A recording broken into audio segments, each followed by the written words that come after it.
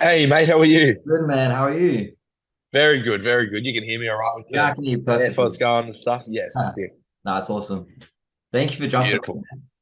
Not a problem, not a problem. Really appreciate it. I've been like wanting that as soon as I saw you do the American tour and you did your three shows, I was like, I gotta get him on, do like a little recap, hopefully, and then we kind of hear about what's going on. Because I feel like apart from the people that obviously know you the best of like talk to you in between then, I guess everyone else who's kind of seen you on stage, seen the photos, but I guess haven't heard, I guess, your experiences in that manner. So Yeah, it'd be all the great. backstory. Yeah. So I guess just how in general, how's kind of your recom going, coming back and rebounding? How's everything so far after getting back home? Yeah, good. What are we now? I think it's nearly 5 weeks since New York, which is the last show. Yeah. But yeah, everything's going well. I'm back in routine, back in the gym, everything's sort of progressing well. We normally use like a period post show to very slowly I guess if you want to call it, rebound out of the show Yeah. while still keeping conditions nice and tight. So that way, once everything's had a little bit of time to recover some more, we're in like a really responsive spot to push up some more. So that's where we're at the moment. We're sort of just, yeah, in the process of planning the next push from here to grow. But everything's gone pretty well now since being back. I'm just keen to make some progress now. Yeah, get because you kind of see where you've lined up with everybody over there, and so now you kind of that ambition and drive to kind of push already to kind of get to where you want to be next to get back on stage. I can imagine be really high at the moment.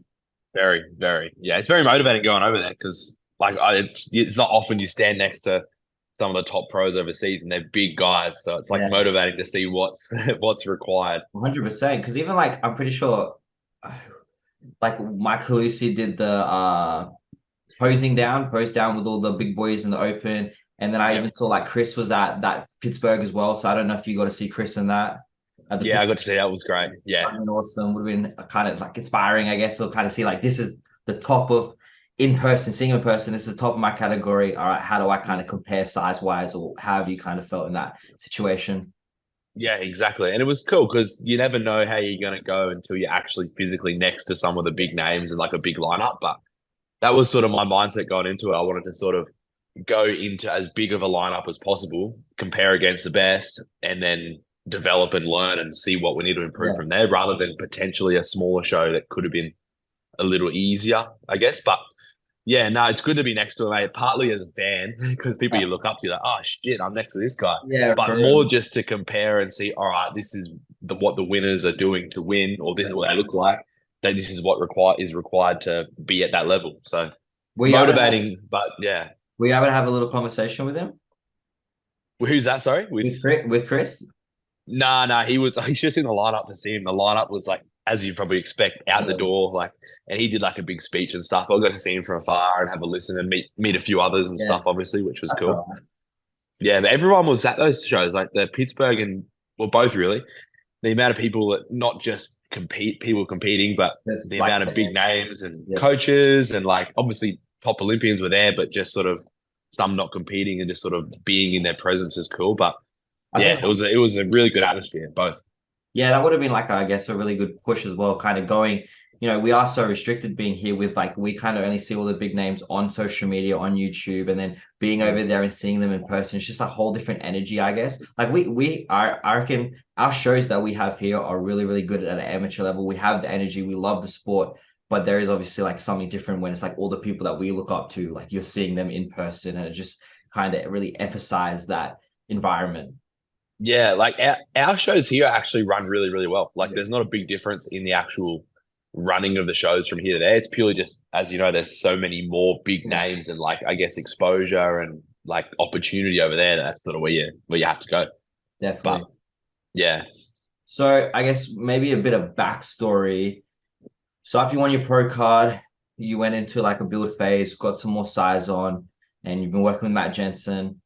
When was kind of the decision, I guess, if anyone didn't know, to kind of go, yeah, we're gonna go do Pittsburgh and New York? Was that something that you discussed with Matt and he kind you was that were the shows your idea, his idea, a joint effort?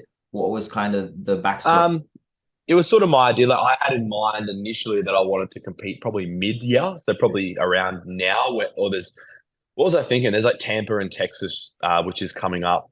in the next couple of months or month or so. That was like the initial plan, roughly. Yeah. And then I think we got to the end or maybe the start of this year, and we had some mates who went over for the Las Vegas, like the Olympia and stuff Yeah. last year, and they recommended doing Pittsburgh and New York. And I'd always wanted to do New York because it's a big city. Yeah. And Pittsburgh, knowing it's a like a big show with big names and all the head judges and all the manions and stuff there, like I was recommended to do that, and I was like, yeah, I'm pretty keen to compete. I was jumping in, so I jumped in a little bit earlier than I planned on. Yeah. And then it was just a matter of running it by Matt, and he gave me the all clear. And then we started prep pretty much, I think, early January. So it was like, I think 18 to 20 weeks prep all up, I think. Yeah. But yeah, but the goal was initially I wanted to do as big of possible of a show in the States, purely, like I said, just for like the getting amongst a big lineup and sort of getting that sort of to better rub shoulders with some of the best. That was the initial plan. And then after sort of hearing some more feedback that those two are probably the biggest shows to do, I was like, all right, let's jump into that. And I think, like you said too, even having like the Pittsburgh Pro and having all the head judges there, so at least like, you know, they're seeing your name for the first time, where if you're doing a smaller show, maybe one head judge is there or there's no main judges from like the Olympia and stuff like that, you know, you kind of, I know every judge kind of marks a bit different, so at least you're kind of getting seen by the bigger people that, you know, the goals of the Olympia, so at least they're seeing you now. And it's just that thing where we talk about, you know, I've talked about with Sam and Jaden and Luke, and it's like, as an amateur, like when you do your first show, like it's good to do show after show after show, because the judges are seeing each year what you're presenting, how you're progressing. So, you know, you're seen by the head judges, and then if they don't see you for another 2 years at a different show, at least they can see the progression from when they last saw you. Yeah, like everyone always says there's politics involved as well. I don't think there's any politics or anything, but I think just subconsciously, if the judges know you, they're naturally going to look for you without having favorites. It's just sort of like a natural sort of way the brain works, I think. So if you can get in front of the big name judges that are going to judge you as you progress, I think that's the most important thing. Because obviously big Steve Weinberger was judging the Pittsburgh show along with Tyler Mannion, and there's a few others that are like top name judges. So obviously to be in front of them is sick and get a bit of feedback and all that sort of stuff's awesome. So definitely. So before we kind of get into the shows, how many weeks was it? Was it 2 weeks before the Pittsburgh that you went overseas, or was it a week?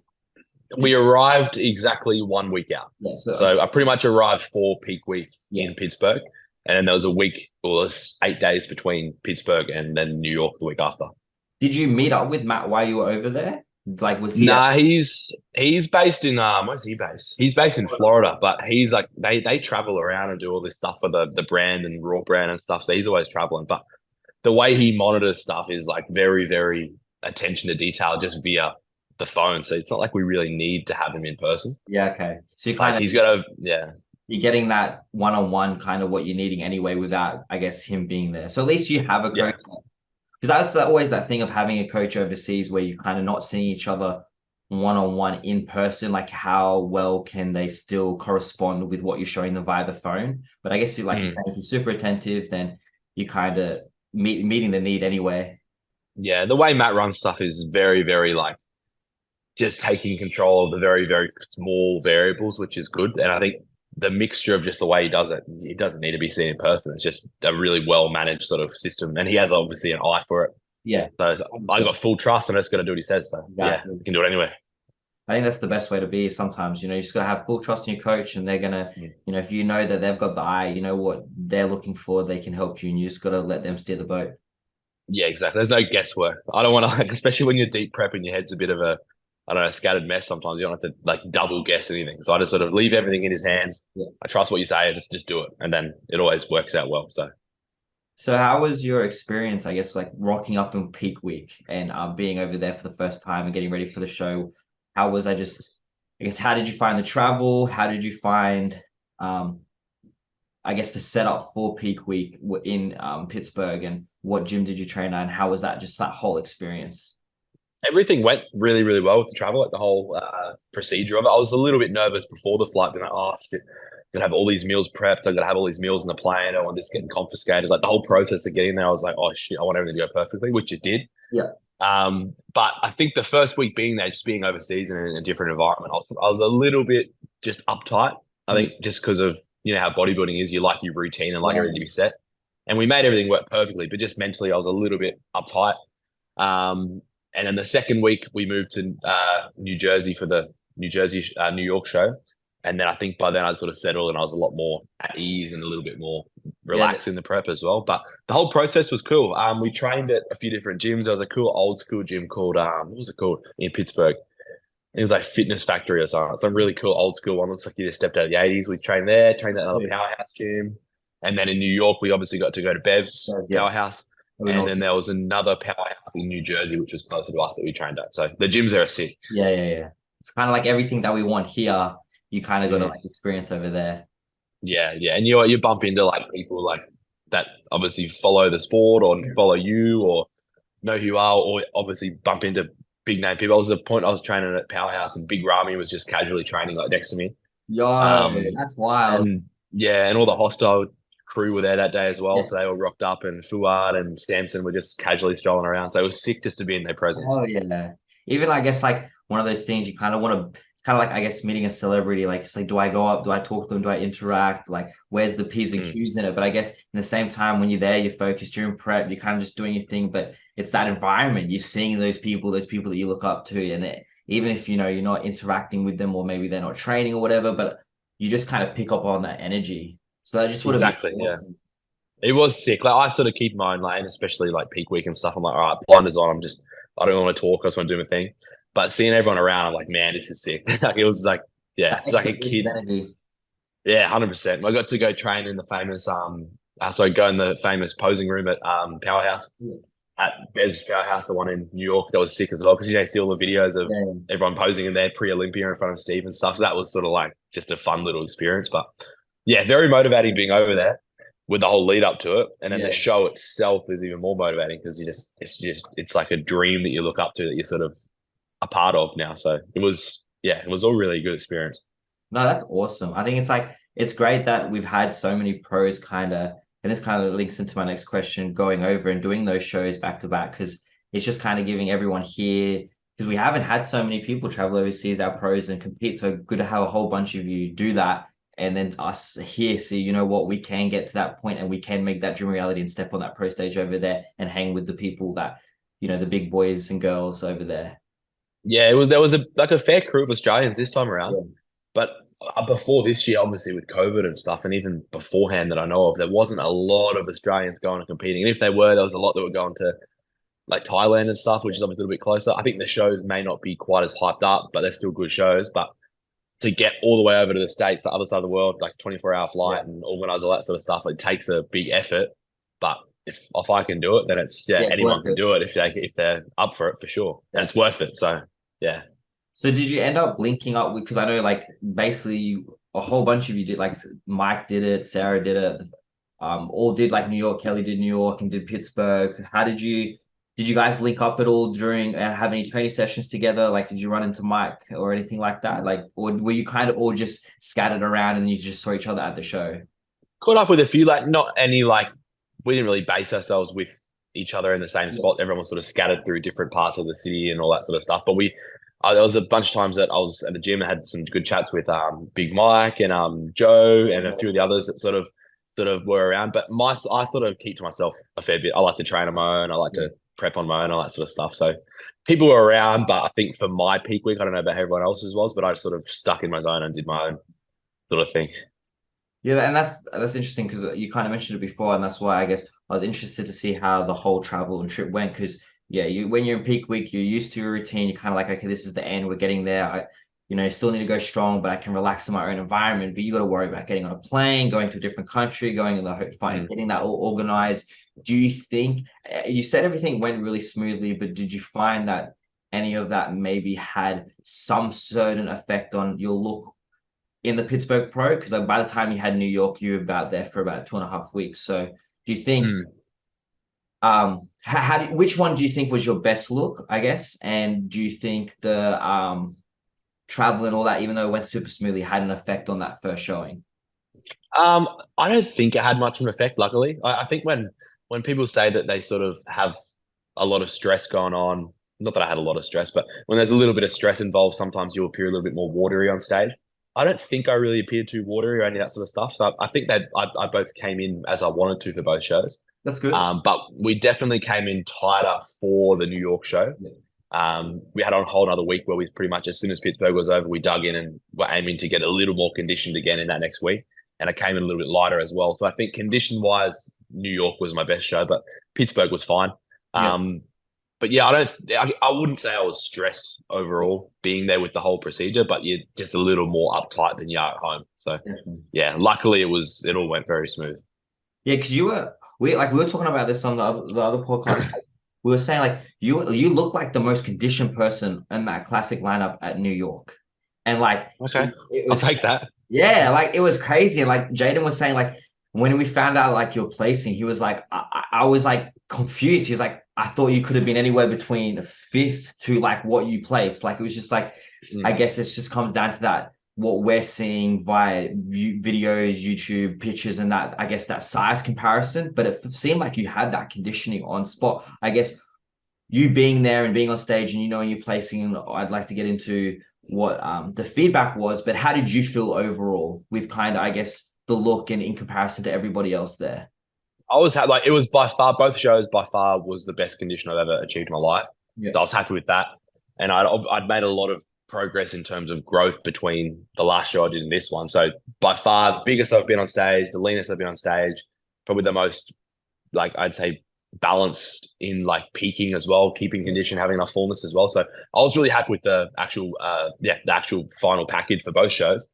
But like I think the thing is with most of the guys on stage, like most of the guys like 10 years older than me, or they're obviously a little bit further into their careers, and they just got that muscle maturity, which if they were the same condition as me, maybe even potentially not as conditioned, they're going to look more detailed just because that hardness through age and like training age comes through. Like if you look at Michael DeBull, who won both shows, he was super peeled. But the thing that made him look most impressive, I think, is just the hardness of his muscle and the extra detail that he has.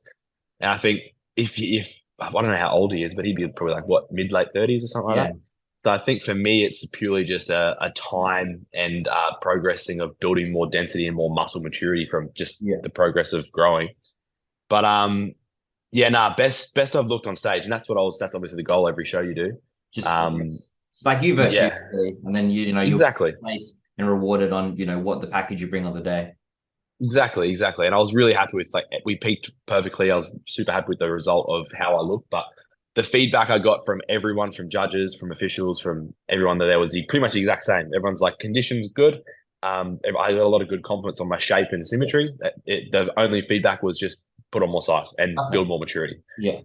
Which I sort of knew. I think I definitely wasn't the smallest there. I was sort of like middle size. So I think I fit in pretty well, but obviously to be amongst that top few people, it just required to be bigger. Because if you look at the biggest guys, or the top three or the top five, they were like bigger than the rest. Yeah, and obviously pairing that with shape and condition as well. So I think I've got just over 7 kilos within my weight cap still from stage weight. So that's heaps of room. And I think we started carving up, I think, a day or two, or about a day before weigh-ins. So obviously you're going to get a little bit heavier then. So that sort of gives me more leeway again if we need to not carb up until after weigh-ins. I've still got heaps of room. So yeah, it's exciting to know, like, the only feedback on improvements was just growth, because it's a bit of reassurance that I guess my genetic shape is favorable, like my presentation and my condition is where it needs to be. It's just a progressing. And that's what we love anyway, making progress and growing. So if I've got the all clear to do that. Definitely. And it's kind of that one, I guess, variable that, like, it's uncontrollable. Like, it's just a time thing. It really is. Like, where shape, presentation, conditioning, that's kind of, or shape not so much, but conditioning and presentation, like, that's on you. You can, if you put in the effort and you can make that happen. But size, that just takes time. So, and that's the fun part anyway, isn't it? In that sweet spot anyway. It's just, as time goes on, you continue to grow, which is interesting, because that's what I kind of wanted to touch on is, did you expect to make the amount of progress that you did from winning your pro card to stepping on stage? Because I wanted to find out how much weight did you actually put on? Like, how many kilos, how much heavier were you from the amateur show where you won your pro card to stepping on the pro show? Yeah. So, I was, I think I ended up getting down to like 86 kilos in the amateur show, started last year. And then this year, with I'd say like far sort of improved condition, I think we got just under 90, 89 or something like that. Yeah. Um, so yeah, so it's a few kilos up in weight, but if we look at the actual progress, I'd say I probably gained more than a few kilos just because I was a lot tighter and drier this Yeah. time around as well. But yeah, it was a great off season. I think how long was it? April 2021, April 2022 up until about January when prep started, just Yeah, purely just growing. almost So 12 months. yeah, well, just under. I think it was about just over 12 months between shows. But Yeah. if you take out the 4 months of prep, Yeah. I So think about growing time was about eight months or so. But yeah, we definitely grew really well, which was a good time. And that's sort of like what the goal is now, to grow that much again on top of that, and then come back end of next year and try and be, yeah, even more competitive and try and take out a win. so you give yourself more than a year this time. So you Yeah, like shows at the end of next year. yeah. So instead of like a 8-ish month growth period plus a 4 month prep, I want to have a 12-month growth period And a 4 month and prep. then a 4 month prep. Yeah. Because if I can gain a bunch in that last off season, if I have extra time to do that plus some more Yeah. and then come back and prep for next year, I think that'll be like a massive difference from show to show. Because I guess it's just that thing of once you kind of, because that was kind of what I was wanting to ask you before. When you have, I guess, that size, that extra three, let's say you put on an extra 3 kilos or 4 kilos in this time period, and then because you were saying you're kind of where your size was, you're kind of in that middle. You weren't like as big as the top 3 or 4, but let's say you put on the Mm. size and you're in the same size as 3 or 4. I guess then that's when it comes down to that muscle maturity. Yeah, yeah, yeah. I'd say size wise, I was middle ground, and I placed pretty much middle of the pack as well. Like I think I placed 11 out of 20 something guys at Pittsburgh, and then I placed like 12 out of 24 or something in New York or something like that. So middle ground That's like of perfect, like split in the the middle. pack. Yeah, pretty much. And then I'd say size wise, I was probably middle of the way as well. But yeah, it's just the top guys were just in person, especially just impressive, like size wise. Yeah, yeah, yeah. Well, that's the thing. Like the men's physique now has a weight cap because like they're just getting too. Yeah, So it's just I can only imagine how big the actual classic boys are in that, in let alone the ones that go to the Olympia. mm. Yeah, and it's weird because their weight, obviously they got a weight cap as well. But I think, like I said before, like just when you have that much muscle maturity, all that extra detail just creates the illusion of more density, I Yeah, think, as well, which is like obviously super important. So like like I think most of the top guys were my height and they definitely were a bit heavier, but they look even more heavy than they were just because of that detail and yeah, the it's maturity they that got. illusion that you're kind of always chasing. Yeah, it's exactly it. Like classic is all about the illusion, really, as well, isn't it? Like illusion of the small waist, wide delts, wide shoulders, and then yeah, the illusion of size when you have to fit under a certain weight cap. So yeah, it was like guys look good in person. I'm sorry, guys look good online, but I Yeah, think the top guys, when you see them in person, like wow, that muscle, like just the muscle quality is like something different. Like different. it's sick. Yeah, it's Like good that's to what see. I reckon would have been cool about. I guess I don't know if you saw him training, but like seeing someone like Samson or even like Derek Lunsford at the Pittsburgh Pro, like you Yeah. see it on pictures and it's just like, what the fuck is that? Like, how is that there? And I can only imagine how much what does not get translated in real Mm. life. Yeah. No, it was crazy seeing them. I was just in the crowd at the point where they did the guest posing at Yeah, Pittsburgh with all the big names. And it was sick. Like they were, well, you know how big Mike Lucy is. He was up yeah, there with them. But these guys just were crazy. Like obviously not stage condition because it's off season for most of them, but like just the size was freaky. Like yeah, every single one of them. Even like the smallest of the guys up there looked freaky out. It yeah. was sick. It's cool. I guess it really gives that. When you're an amateur for a while, you were very fortunate. Your second show you turned pro, but for like someone like Mike who spent many years doing it, I guess finally getting that pro card and you kind of get to that top amateur level. And by the time you become a pro, you're seeing all the big people and you're kind of like at the bottom of the barrel, but it kind of like Mm. seeing them, you kind of reignite that fire of like, yep, I'm hungry again. Let's go. Let's, start again. I think that's important. I feel like if you get a pro card and you kind of bummed that you're at the bottom of the barrel, even if like, Mm. let's say you didn't place where you wanted to, like, let's say you placed lower, not so much in that middle ground, but more on like the ending. if it didn't, I guess, ignite that fire of like, yep, that's okay. We're going to start again and we're going to get up to closer to, till we get that Olympia ticket. I feel like it's a missed opportunity. Like, do you really love the sport? And I had this weird moment on stage at New York, like Pittsburgh. I was disappointed because I wanted to make a higher placing. And when they do the first call outs, and you know that you're placing around 10th or whatever it is. I was disappointed at first. New York show, I placed similar, and all that. Like I remember just watching the top. I think they called the top 5 out or top 4, and I was like, all right, this is definitely the top 4. And I had this weird moment where all this excitement just hit me. So like the disappointment was gone. I was like, man, these guys look epic. They look massive. And I was like, I just want to like, I'm just keen to grow and be at that level. Yeah. And like, yeah, I don't know. I remember standing there just on the little diagonal, and I was like, man, this is sick. Like I'm here. I know what is required now. I've got the reassurance that I need to grow. And then just looking at the pure size and just density of these guys is just exciting. Because you're like, that's what I'm chasing. And Yeah, I think if you didn't have that excitement for the process of getting bigger and better, like, I don't know, you're probably doing the wrong sport, aren't you? definitely. And I think it's cool that you were able to have that appreciation because I feel like maybe if you just only did the Pittsburgh, you may have, like you said, you're a bit disappointed and you may have just walked away. I guess you would have still enjoyed it, but you would have had that disappointment of, I guess, having that disappointment and then coming into New York, it maybe allowed you to enjoy it a bit more and have that realization, that appreciation of like, okay, cool. I know where I really am. This is confirmation. It wasn't just that show.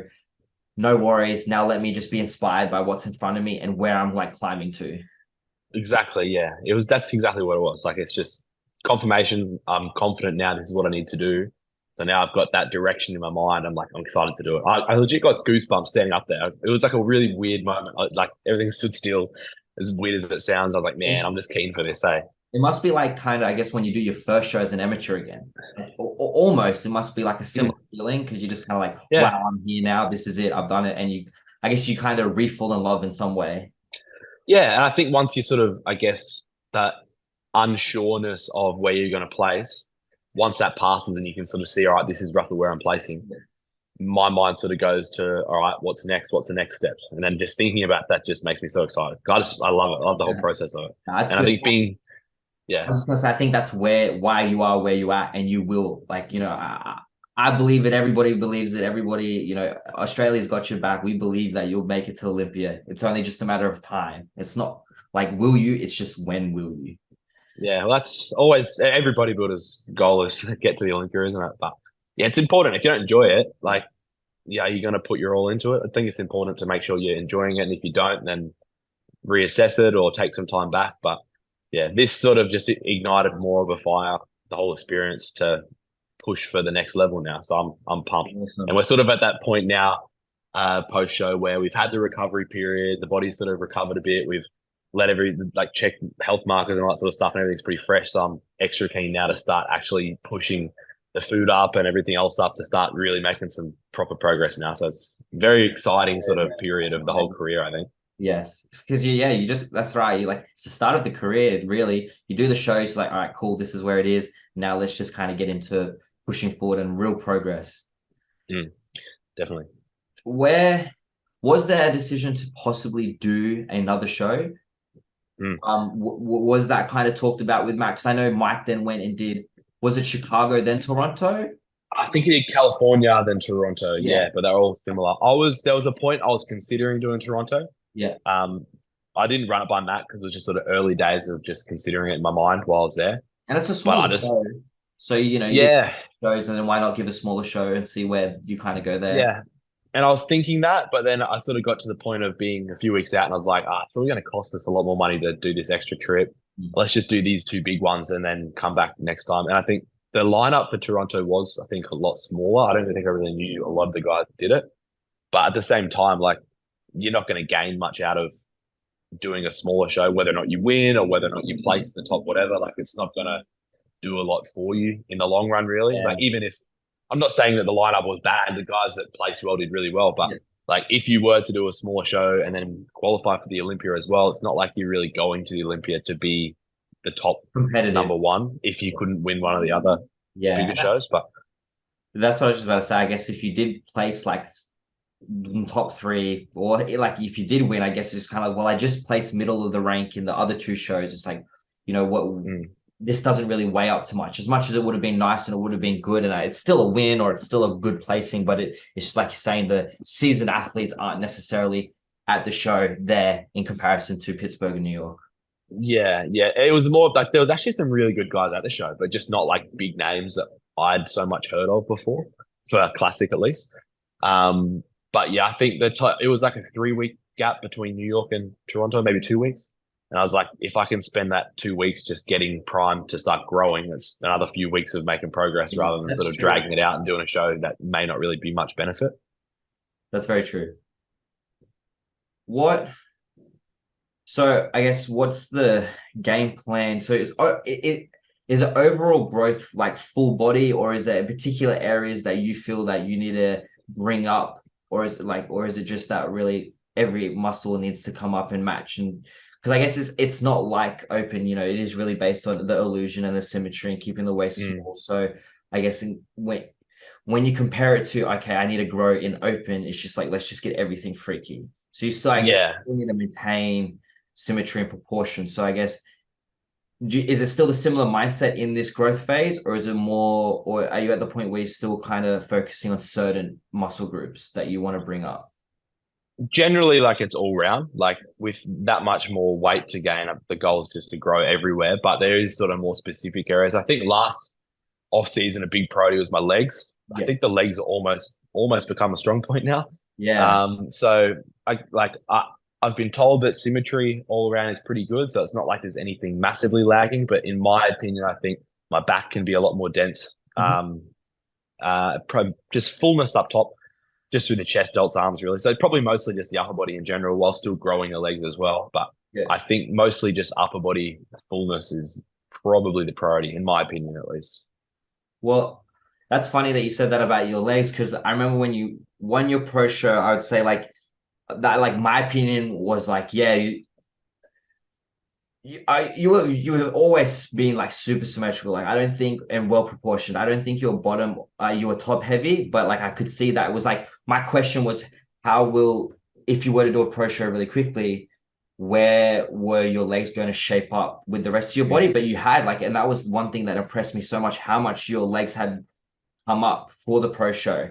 And it's funny now that you're Yeah. saying, to you now, it feels like your legs are almost a strong point, and now because you obviously spend so much time in growing them. So it's now like, let's refine the upper body a bit.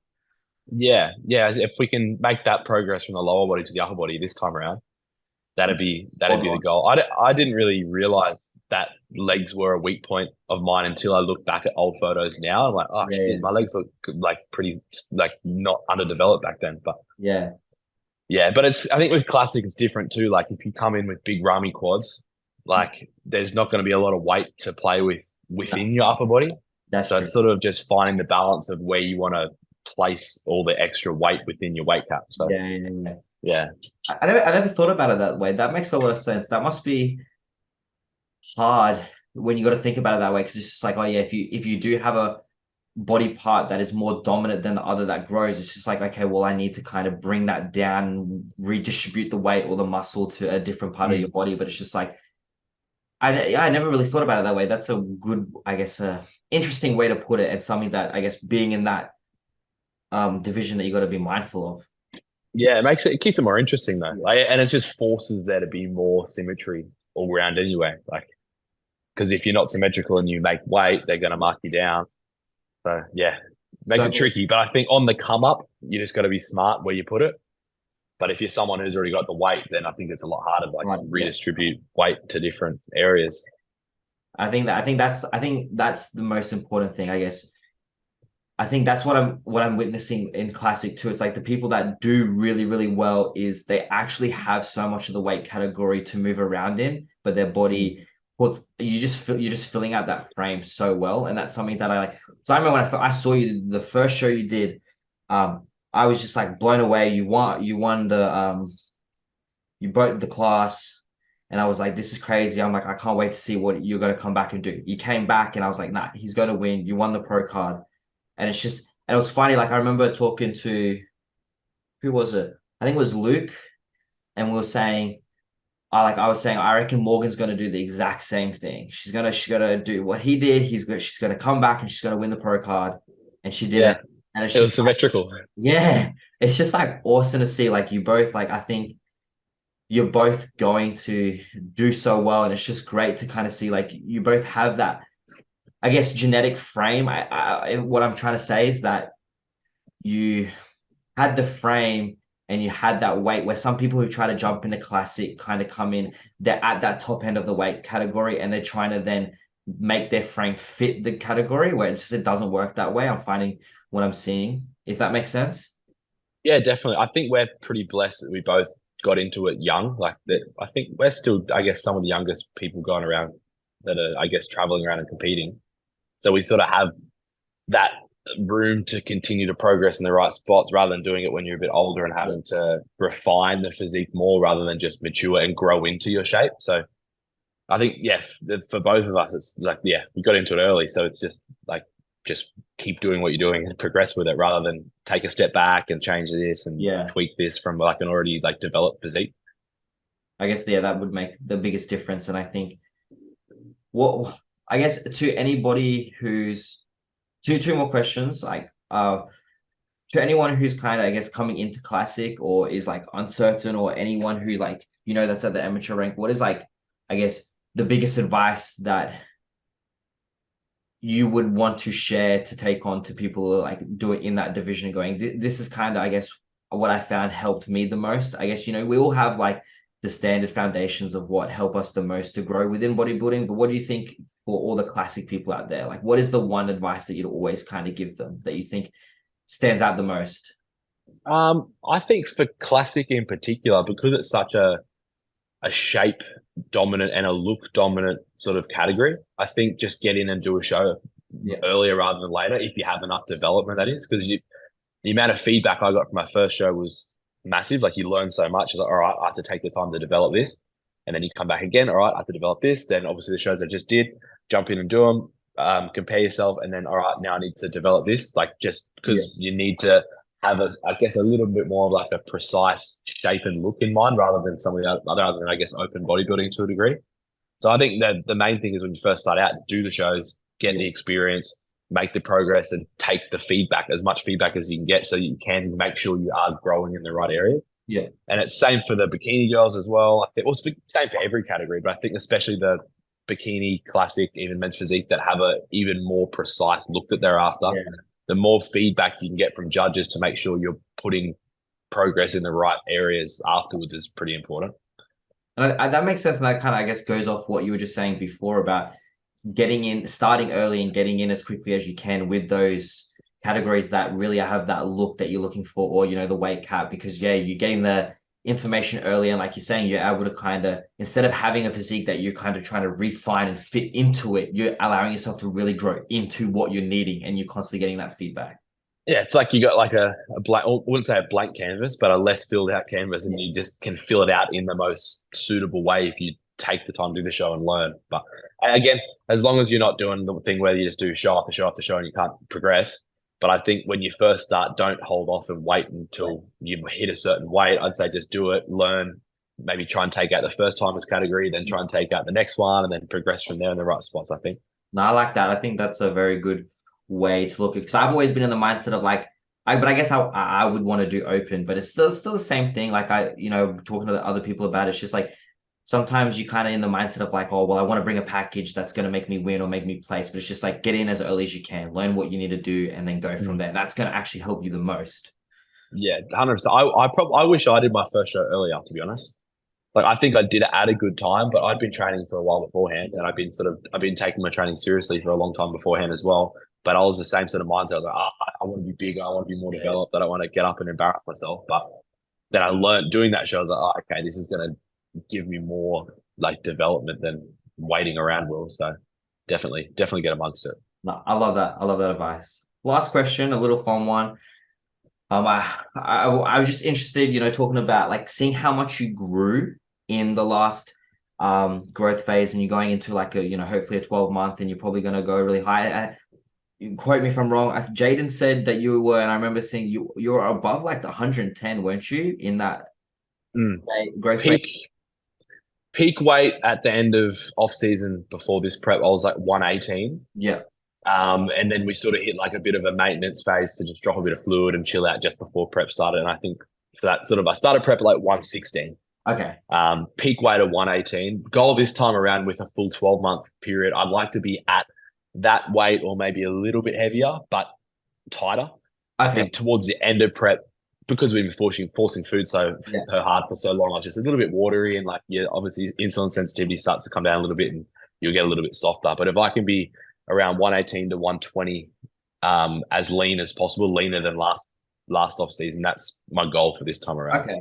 Yeah, because I was gonna say I was interested in because you have the 7 kilos. Do you feel like you may ever get to a point where you hit that top of that weight limit and you kind of go, do I go up to 212 or like, someone like Keon, and do I progress like because you enjoy the process of growing, you enjoy the off season, you enjoy that. Do you ever feel you may reach a point where it's like, okay, do I step up now because I've reached my weight limit? And you seem to grow so easily.